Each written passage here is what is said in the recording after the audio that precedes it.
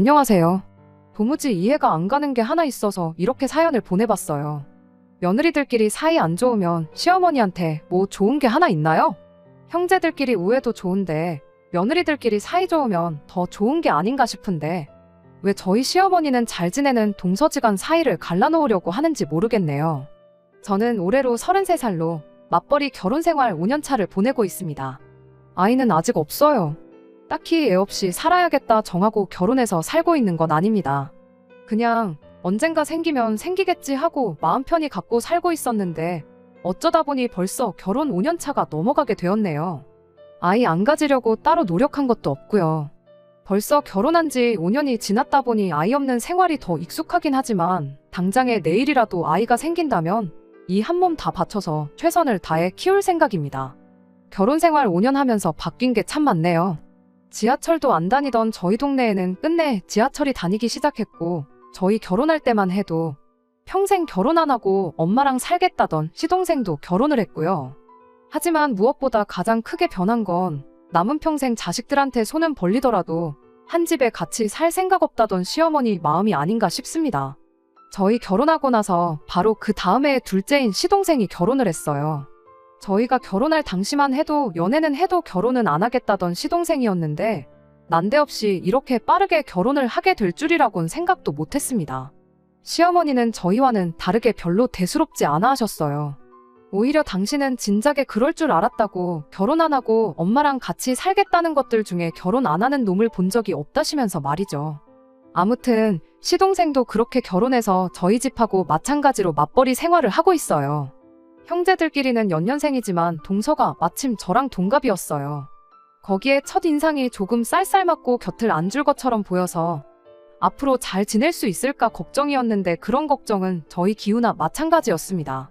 성격이 저랑 자매 사이라고 해도 무방할 정도로 거의 비슷했거든요. 취향은 물론이고 하는 생각까지 비슷했어요.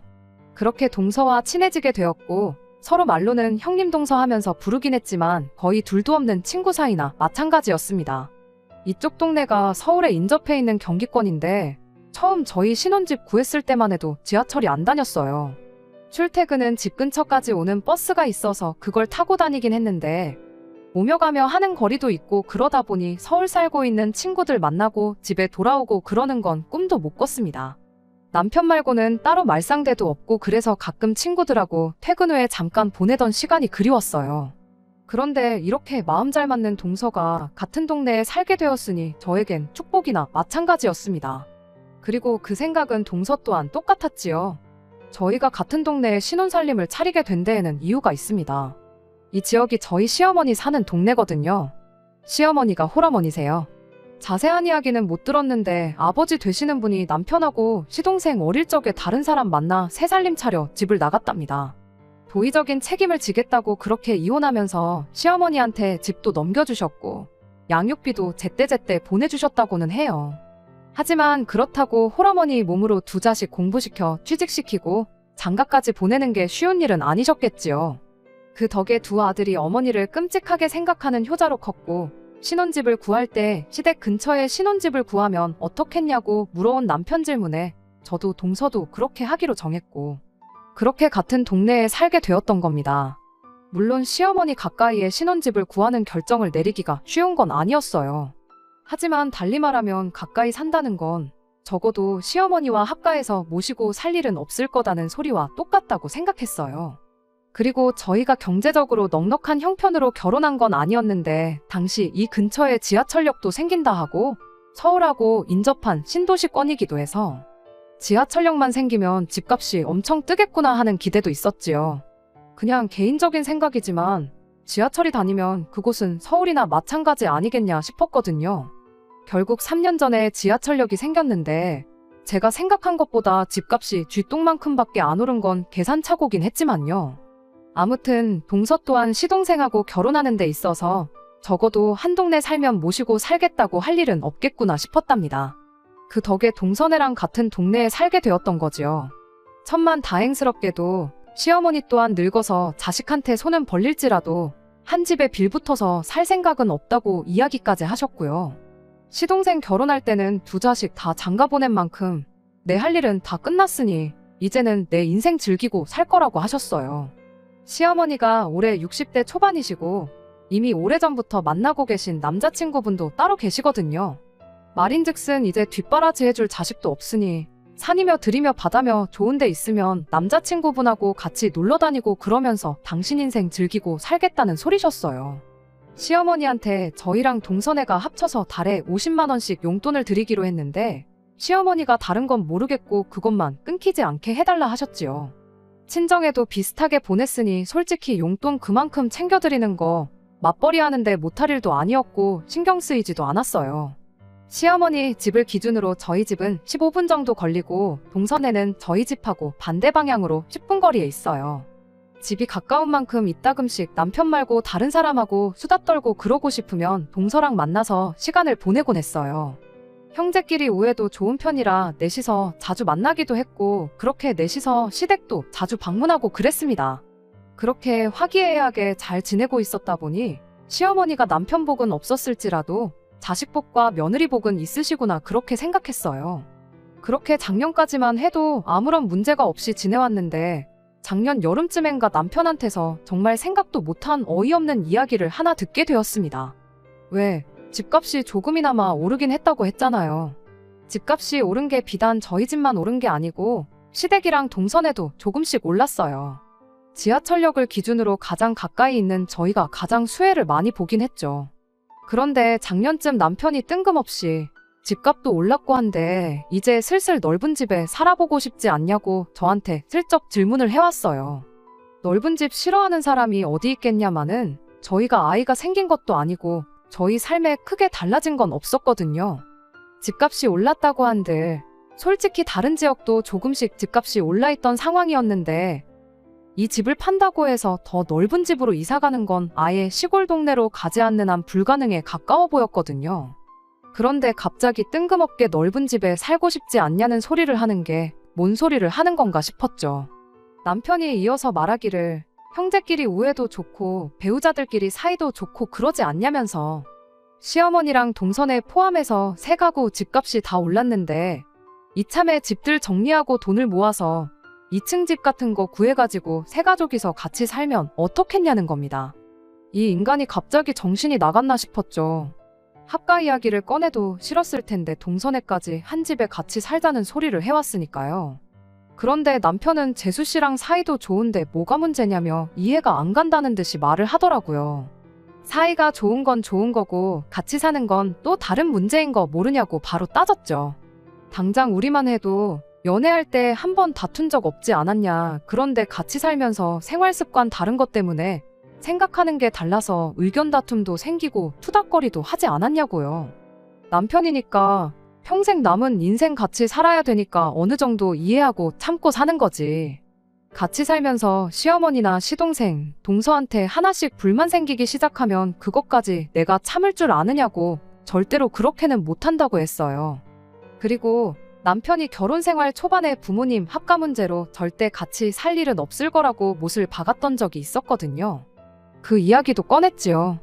과정 자체는 제 기분만 상하고 서운하게 했지만 결론적으로는 부모님이 한 집에 같이 살 일은 없을 거다는 이야기나 마찬가지였어요. 결혼하고 첫 번째 맞는 겨울이었나 저희 친정어머니가 빙판길에서 크게 넘어지면서 다리랑 허리를 크게 다치신 적이 있었거든요. 집에는 제 남동생도 있고 아버지도 계셨지만 솔직히 저희 집 남자들이 그렇게 믿어온 사람들은 아니에요. 라면 정도나 끓일 수 있을 정도지 저희 어머니 없으면 아마 굶어 죽으면 죽었고 얼어 죽으면 죽었지 자기 손으로 뭘 해먹고 청소 빨래하고 하는 성격은 아니거든요. 그렇다 보니 어머니가 너무 걱정됐어요. 몸도 제대로 못 가누는데 괜히 동생이랑 아버지 밥 챙겨주고 한다고 무리해서 몸 움직이고 그럴 게 너무 눈에 뻔했거든요. 그래서 남편한테 어머니가 몸 좀 나아질 때까지 우리 집에 좀 와 계시라 그러면 안 되겠냐고 남편한테 물어봤어요. 동생하고 아버지한테는 그때까지 배달을 시켜 먹던 라면을 끓여 먹던 생쌀을 드시던 식사는 알아서 해결하라 하고 집안일 같은 건 내가 주말에 친정 찾아가서 한 번에 몰아서 해주고 그리고 겸사겸사 평일에는 제가 퇴근해서 어머니 간병도 좀 해드리고 그러면 딱 좋겠다 싶었거든요. 그런데 남편이 그렇게는 안 되겠다고 고민도 안 하고 단칼에 거절을 했었어요. 간병할 사람이 필요하면 사람을 쓰던지 상황이 안 되면 그냥 제가 친정에 가서 하면 되는 거 아니냐면서요. 어머니가 집에 계시면 동생이랑 아버지 식사며 집안일이다 뭐다 신경 쓰실 게 많아서 괜히 아픈 몸 이끌고 억지로 하실까봐 그러는 거다 했더니 그런 건 그냥 못하게 하면 되는 거 아니냐고 하시지 말라고 했는데도 하시면 그건 장모님 복이고 장모님이 잘못하시는 거지 누굴 탓하겠냐며 끝까지 칼같이 굴더라니까요. 장모님이 우리 집에 와 계시면 그만큼 자기도 불편할 거라고. 그리고 당장 너는 주말에 처가에 가서 집안일 도와주고 올 거라고 하지 않았냐. 그럼 그 말은 곧 나 혼자 주말에 장모님하고 단 둘이 이 집에 있어야 한다는 건데 거동이 불편하시니 내가 너 대신 간병을 해야 할 수도 있는 일이고 그렇지 않다고 해도 신경이 쓰여서 내가 집에서 편하게 쉴 수나 있겠냐고 하는 겁니다. 그러더니 저보고 입장 바꿔 생각해 보래요. 뼈 빠지게 일해서 퇴근하고 집에 왔는데 집에 우리 엄마가 떡하니 누워 계시면 너는 마음이 편하겠냐고요. 우리 집에서만큼은 마음 편하게 지내자고. 앞으로 효도를 집 안에까지는 끌어들이지 말자고 그렇게 단호하게 거절을 했었어요. 그때 솔직히 그런 남편이 서운하기는 했는데 남편 말 맞다나 입장 바꿔서 집에 아픈 시어머니가 와 계신다면 그건 그거대로 신경이 엄청 쓰이겠구나 싶었죠. 어머니 간병이야 솔직히 제가 출근해 있는 동안 못 해드리는 건 당연한 거고 집안일이고 뭐고 하지 마시라 단단히 일러두고 동생한테 조금만 신경 쓰라고 하는 게 현실적인 방법이라 생각했죠. 죽 같은 거야 요즘 편의점만 가도 팔고 제품도 워낙 잘 나오는 데다가 죽만 전문적으로 취급하는 음식점까지 있는데 아무리 친정아버지랑 동생이 못 믿었다고 한들 그 정도 신경 못 써주겠나 싶었네요. 서운한 건 서운한 거지만 현실적으로 생각하면 제가 호들갑 떠는 게 맞았고 효도를 집안까지 끌어들이지 말자고 말하는 건 시어머니한테도 똑같이 그러겠다는 소리였지요. 그래서 앞으로 평생 남편하고 살면서 시어머니 모시고 살 일은 없겠구나 또 한 번 그런 확신을 가졌었거든요. 그런데 이제 와서 갑자기 2층 집 구해서 동서네랑 시어머니 모시고 같이 살자고 하니 달리 말도 나오지 않고 그저 황당하기만 할 따름이었어요. 남편은 효도는 집안까지 끌고 들어오는 게 아니라고 했던 자기 말은 기억도 안 나는지 계속 딴소리를 하더라고요. 재수 씨랑 사이도 좋으면서 싫을 게 뭐가 있냐고 2층 집으로 구해서 공간 분리만 확실하게 해놓으면 따로 사는 거나 마찬가지라고 그냥 10분, 15분 걸리는 거리에 사는 시어머니랑 동생네가 같은 아파트 같은 동으로 이사 왔다고 생각하면 이해가 쉽지 않겠냐고 설명을 하는 겁니다. 남편한테 내가 어디 이해가 안 가서 그러는 거겠냐고 내가 미쳤다고 집까지 팔아가며 시어머니 모시고 동서네랑 살고 싶겠냐고 한마디 하고 말았습니다. 남편은 끝까지 재수 씨랑 그렇게 친하게 굴더니 왜 그러냐는 소리만 하길래 동서랑 내가 진짜 친해서 가까이 지내겠냐고 동네에 달리 말할 사람도 없고 그러니 어쩔 수 없이 같이 다니는 거지 하고 한마디 하고 말았어요. 사실은 동서랑 친한 게 맞았지만 그렇게 말 안 하면 남편이 끝까지 동서랑 친한 거 걸고 넘어지면서 뭐가 문제냐고 할까봐 그랬던 거예요. 아무튼 그 일이 있은 지 며칠 지나서 남편 모르게 따로 동서를 만났어요. 동서도 안 그래도 저랑 따로 만나려고 했다고 하길래 동서도 저한테 넋두리 털어놓을 일이 있었나 보구나 싶었습니다. 동서랑 만나서 형님 먼저 아우 먼저 하면서 서로 무슨 일 있는지 이야기를 해보라고 하고 있었는데 막상 이야기 나눠보니 누가 먼저 이야기 꺼낼 필요도 없는 상황이었어요. 어이없게도 동서 또한 시동생이 난데없이 집 팔아서 시어머니 모시고 세 가족이 한 집에서 같이 살자는 말을 꺼내와서 안 그래도 그것 때문에 대판 싸웠다는 이야기를 해왔으니까요. 그리고 이렇게 만나자고 했던 것도 저랑 똑같은 이유였습니다. 우리가 너무 친해 보여서 두 아들들이 한 집에 같이 살자고 하는 거 아니겠냐고 그러니까 우리가 나름대로 겉으로는 사이가 나쁜 척을 해야 하지 않겠냐고요. 그래서 일부러 그때부터는 동서하고 암만 눈치 없는 두 남편들도 저게 사이가 좋은 건가 나쁜 건가 아리송할 정도로 기싸움을 하는 척을 했지요. 어차피 동서하고는 이미 이야기가 끝나 있던 상황이니 실제 두 사람 사이는 아무런 문제가 없었습니다. 그런데 이렇게 했더니 그건 그거대로 문제가 생기고 말았네요. 동서네랑 저희 집이 다른 점이 하나 있었는데 그건 자녀 계획이었어요. 저희는 애가 생기거나 말거나 운명에 맡기자는 주의였던데 반해 동서는 결혼하자마자 아이를 갖기를 원했었죠. 물론 저도 아예 아이 없이 살고 싶은 생각은 아니었고 나이도 나이다 보니 35쯤 돼서는 더 늦기 전에 아이를 가질 생각이었습니다. 한약을 지어 먹는다거나 뭐 용하다는 분 찾아가서 날짜를 받아온다거나 하는 식으로 나름 노력을 할 생각도 있었고요. 아무튼 동선에는 결혼하자마자부터 아이를 갖기 위해 온갖 노력을 해왔는데 아무리 노력을 해도 아이가 안 생기는 경우였지요. 동서하고 조금 사이가 나쁜 척 연기하기로 했던 이후 얼마 지나지 않아 동서가 시험관까지 시도했는데 결과가 안 좋았어요. 그때 가서는 동서가 워낙에 힘들어하기도 했고 시험관 자체가 몸에 무리가 많이 가는 거라 하니 일부러 남편들 같이 해서 만나는 자리 같은 건 만들지도 않았어요. 혼자 마음 정리도 하고 몸도 추스를 하고 나름 배려를 해줬던 거였죠. 그런데 그게 두 남편들이나 시어머니 눈에는 진짜 얘들이 겉으로만 친한 척은 하고 사이가 안 좋은 거구나 하고 착각을 했었나 봐요. 하루는 시어머니가 난데없이 저희 집에 찾아왔어요. 그러더니 저한테 말도 안 되는 이야기를 꺼내시는 겁니다. 동서가 저를 엄청 원망하고 있다고요. 그게 무슨 소리냐 하고 물어봤더니 자기들 아이가 안 생기는 게 저희 때문이라는 이야기를 들었대요. 하도 아이가 안 생기니까 뭐 어디 용한 사람을 찾아가 봤다는데 윗사람인 저희가 집에 아이가 들어오는 기운을 아주 꽉 막고 있다는 이야기를 들었다더랍니다. 동서가 진짜 그런 이야기를 들었으면 저한테 말을 안 해줬을 리도 없고 정말 밑도 끝도 없는 이야기라 제가 믿을 리가 만무했지만 진짜로 그 이야기를 믿는 척을 했어요. 아무튼 시어머니가 한다는 소리가 일단 그래도 이야기 나왔으니까 혹시나 싶어서 당신이 생각해봤는데 진짜 그럴 수도 있는 노릇 아니겠냐며 저희 보고 하루빨리 아이를 가지라고 하시는 겁니다. 안 그래도 내후년쯤에는 저도 본격적으로 아이를 가질 생각이 있었다 보니 싫다고 거절할 것도 아니었어요. 허나 손주가 보고 싶으면 동서네가 소식이 없으니 너네라도 먼저 가지면 안 되겠느냐 단도직입적으로 이야기하셨어도 별일이 아닌가 싶었는데 굳이 되도 않는 이야기 지어내서 동서가 저를 원망하고 있다는 이야기까지 꺼내실 이유가 뭐가 있나 싶었습니다. 그런데 아니나 다를까 시어머니가 저한테 본심을 꺼내왔어요. 아이 태어나면 당신이 우리 집에 머물며 아이를 봐줄 테니 일단 저희 집 방 한 칸을 당신이 오며 가며 머물고 여차하면 자고 갈 수 있게 당신 방으로 만들어 놓으라는 겁니다.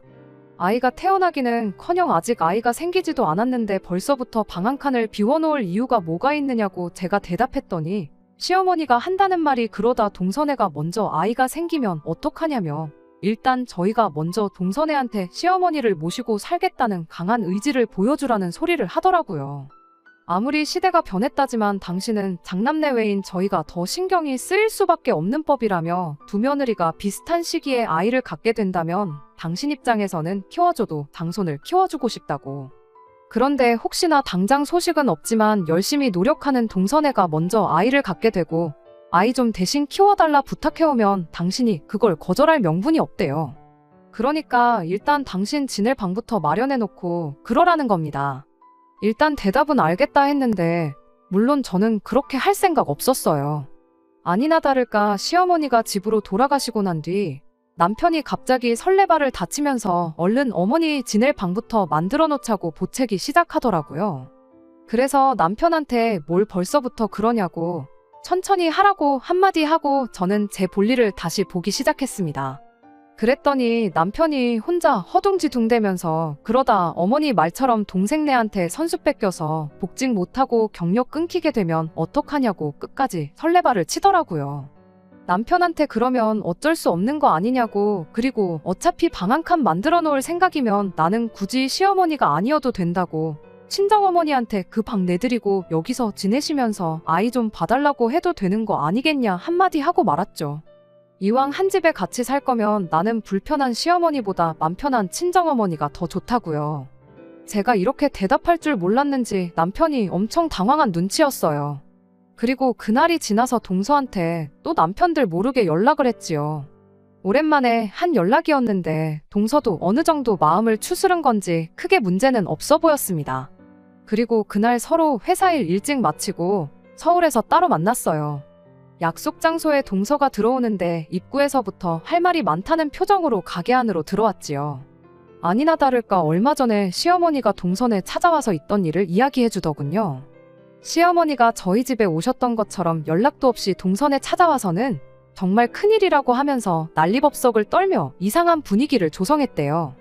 그러더니 한다는 소리가 요즘 제가 아이를 하루라도 빨리 가져야겠다며 동서를 견제하듯이 이야기를 했다는 거예요. 쟤들 하는 꼬라지를 보니 자연임신은 죽어도 안 되겠구나 그렇게 생각했는데 요즘 시험관도 하고 저러는 거 보니 제가 똥줄이 타기 시작했는가 보다고요.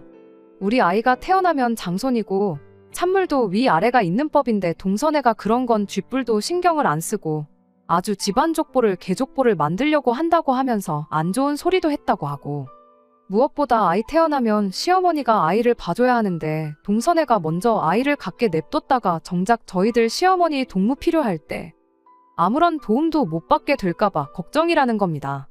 돈 주고 사람 쓰기도 싫고 애 키운다고 맞벌이도 포기하고 싶지 않은데 동서네가 시험관으로 아이까지 먼저 가져버리면 우리만 손해라고 그러니 동서가 아이를 갖기 전에 먼저 선수를 치겠다고 했다는 거예요. 그래서 시어머니 와서 지낼 수 있게 방 한 칸 비워놓고 아주 설레발치는 게 보통이 아니라고. 그런데 시어머니 딴에는 여태까지 애 없이 지내다가 당신 도움 못 받게 될까봐 그제서야 아이를 갖겠다고 드는 저보다 결혼하자마자부터 손주 보여주겠다고 노력한 동서네가 더 마음이 쓰이고 더 도와주고 싶고 그런다고 했답니다. 그래도 한편으론 저희 남편이 장남이다 보니 아무리 둘째네가 마음이 쓰인다고 해도 당신이 전부 당신 원하는 대로 할 수 있는 건 아니라고. 그러니 일단은 저희가 아이를 먼저 가질 마음부터 접도록 해야 하는 거 아니겠냐셨대요. 그리고 그 방법은 저희한테 제안한 것과 똑같은 방법이었지요. 바로 시어머니가 언제든 오며 가며 지낼 방 한 칸을 만들어 놓고 나아가서는 아예 시어머니를 먼저 모시고 살겠다고 선언하는 방법이요. 동서도 사실 그때까지만 해도 긴가민가 하기는 했대요. 저랑 친하긴 하지만 한편으로는 시어머니 말만 들으면 애 키우는데 도움받으려는 이야기만큼은 너무 그럴싸해서 순간 믿을 뻔했다는 겁니다. 제가 동서 흉을 보고 그런 거 다 떠나서 그냥 애 키우는데 도움받는 부분 그런 것만요. 그런데 동서네는 또 저희 집하고 구조가 다르거든요. 저희 집은 그나마 방이 3개라서 시어머니가 저러고 갔을 때 별 문제가 없었지만 동서네 집은 방이 2개밖에 안 되었거든요. 시어머니한테 방 한 칸 내드리면 아이 태어나면 아이는 무슨 방을 쓰냐고 시동생한테 물어봤대요. 그런데 시동생이 동서 말 다 자르고 지금 그게 중요하냐고 애가 어느 정도 클 때까지는 시어머니하고 같은 방 쓰게 하면 되는 거 아니겠냐. 일단 시어머니부터 먼저 붙잡아서 우리 집에 모셔야지.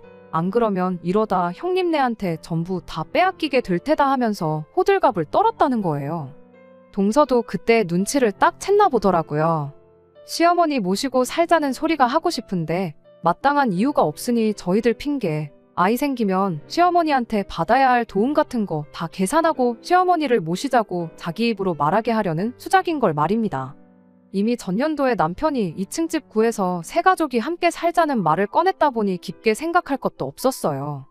저랑 동서 사이가 좋다는 핑계로 어떻게든 한 집에 같이 살아볼 요량이었는데 막상 까놓고 보니 둘이서 기싸움 엄청 하고 사이도 안 좋아 보여서 어떻게든 그걸 활용해서 두 아들 집 중에 아무데나 시어머니를 모시고 살게 할 생각이었던 겁니다. 사실상 두 남편들한테는 누가 어느 집에서 시어머니를 모시던 크게 상관이 없었던 거죠. 그런데 방법이 참 어이가 없잖아요. 모시고 살고 싶으면 두 며느리들 경쟁심을 유발시켜서 부추길 게 아니고 저희들은 어떻게 생각하는지 의견 먼저 물어보는 게 적절한 방법 아니겠나요? 그런데 세 가족이서 한 집에 같이 살자고 하질 않나? 이번엔 어느 집에서 먼저 모시기 전에 우리가 먼저 모셔야겠다 하질 않나? 저희들 의사는 하나도 묻지 않고 통보하듯 자기들끼리 결정해서 되도 않는 연극하면서 시어머니 모시게 하려는 그 정신머리가 너무 괘씸했습니다. 물론 시어머니가 아이를 봐주신다면 당연히 유리한 점이 많겠지만 동서도 저랑 생각하는 게 똑같았어요. 아이 봐주신다는 핑계로 언제까지 집에 머무르게 될지 아무도 모르는데 그렇게 오랫동안 모셔야 한다면 차라리 방 하나 비워놓고 각자 친정어머니 오며 가며 하게 만들어 놓는 게 며느리들 입장에서는 100번 나은 거 아니겠나요? 일단 동서하고 미리 이야기도 맞춰놓고 한 덕분에 서로 관계까지 소원해져 가며 억지로 시어머니를 모시는 일은 피한 것 같아요. 그래도 도무지 이해가 되지 않네요. 여지껏 한 집에 같이 살 생각 없다고 당신 인생 즐기고 살겠다는 시어머니가 갑자기 저렇게 합가를 하려고 하는지. 그리고 그 방법이 하필 다른 것도 아니고 며느리들 사이를 이간질해서 그러려는 건지 말이에요.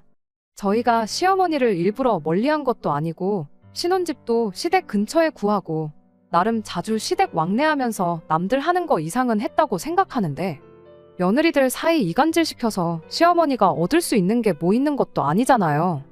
혹시 이런 시어머니 심리를 설명해 주실 분들 계시면 알려주세요.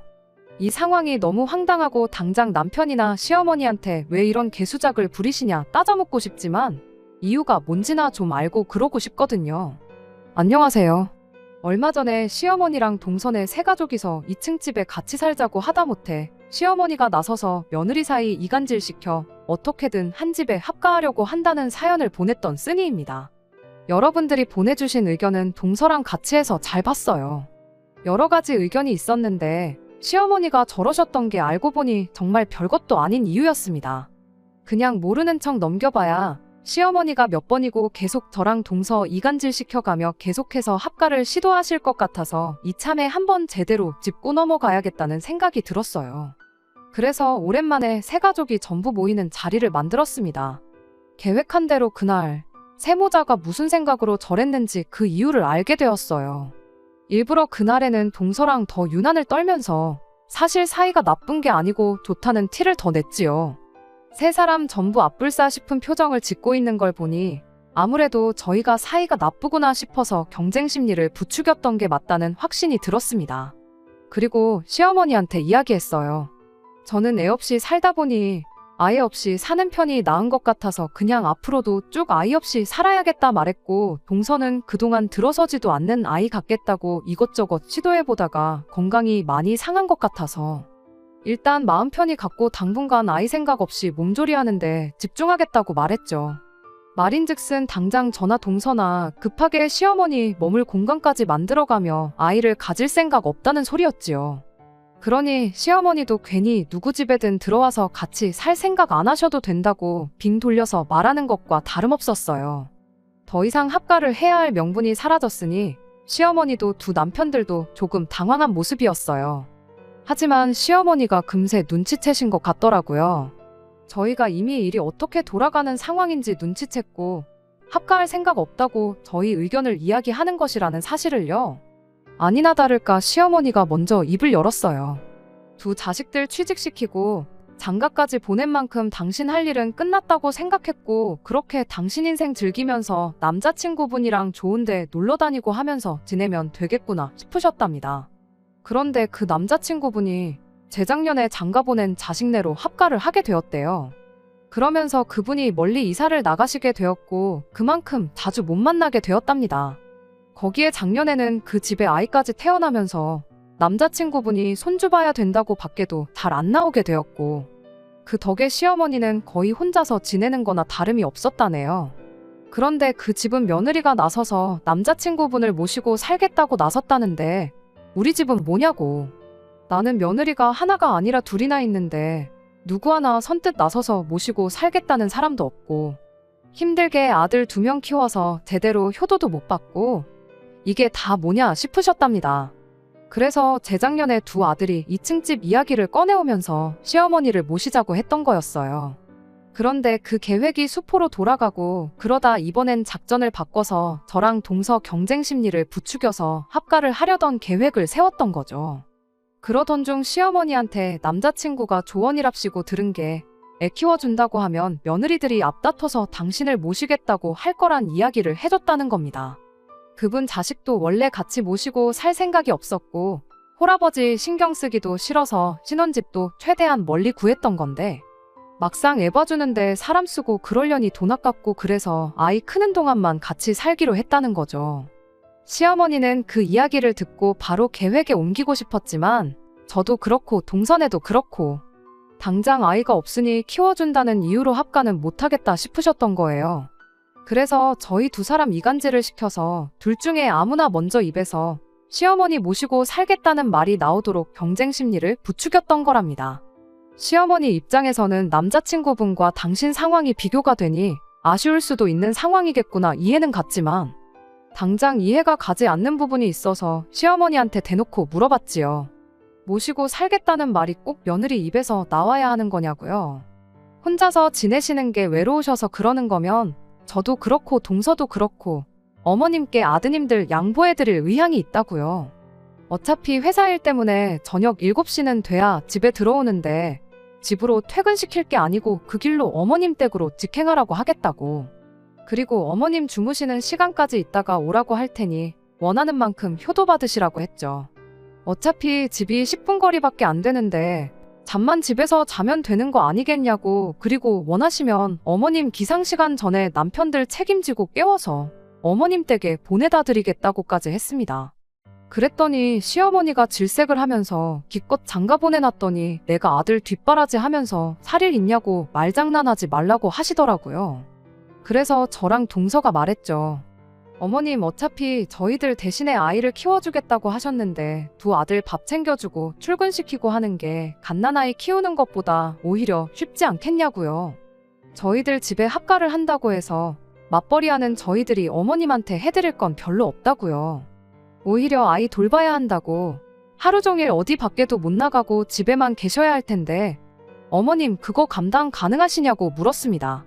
그냥 차라리 여태까지 그래왔던 것처럼 엎어지면 코 닿을 데 사는 두 며느리들이 사이좋게 지내면서 시댁에 자주 와서 어머님 챙기고 하는 게 어머님한테는 더 유리한 거 아니시냐고요. 꼭 모시고 산다고 해서 그게 효도고 안 모시고 따로 산다고 해서 불효고 그런 거 아니라고 했습니다. 어머님 남자친구분 아이 돌본다고 어디 밖에도 못 나가고 집에만 계신다는데 진짜 행복하시냐고 한번 물어봐 보시라고 했죠. 손주 봤으니 당연히 행복하시겠지만 꼭 합가를 안 해도 손주는 저희도 매일같이 보여드릴 수 있다고요. 그랬더니 시어머니가 아무 말도 못하고 계시다가 그제서야 저희 뜻을 알게 되신 건지 미안하다고 사과를 해오셨어요. 남자친구분이 어떻게 지내는지도 모르고 그냥 자식이 모시겠다고 해서 한 집에 사는 것 보고 부러워서 그런 것 같다고. 이야기 듣고 보니 니들 말이 틀린 게 없다시며 저희한테로 다가오셔서 저희 손을 꼭 붙잡아 주시곤 그냥 이대로 가족들끼리 우애 좋게 사이좋게 지내자셨습니다. 그 와중에 눈치 없는 두 남편들이 분위기 파악도 못하고 가까이 와서 그러자고 이대로 행복하게 지내자고 저희들 어깨를 같이 감싸더라고요. 그와 동시에 저랑 동서가 두 남편들한테 니들은 낄 때 끼라고 우리들한테 말 한마디 물어보는 게 그렇게 어려웠냐고. 당신들은 우리랑 집에 가서 이야기 좀 따로 해야겠다고 한마디 하고 말았습니다. 아무튼 그 뒤로 시어머니 합가 이야기는 쏙 들어갔어요. 남자친구분도 시어머니한테서 저희랑 있었던 이야기 듣고는 아들내외가 나를 모시고 사는 게 아니라 부려먹으려고 데리고 사는 거였구나 싶어서 그 집을 나오시고 다시 동네로 이사를 오셨어요. 이야기 나온 김에 시어머니 집에서 같이 지내시기로 한 것 같고요.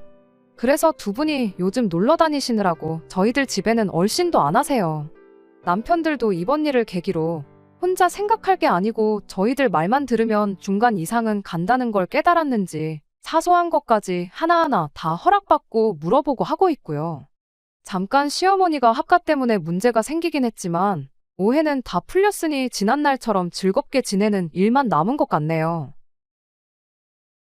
끝까지 들어주셔서 감사합니다. 오늘의 사연은 여기까지입니다.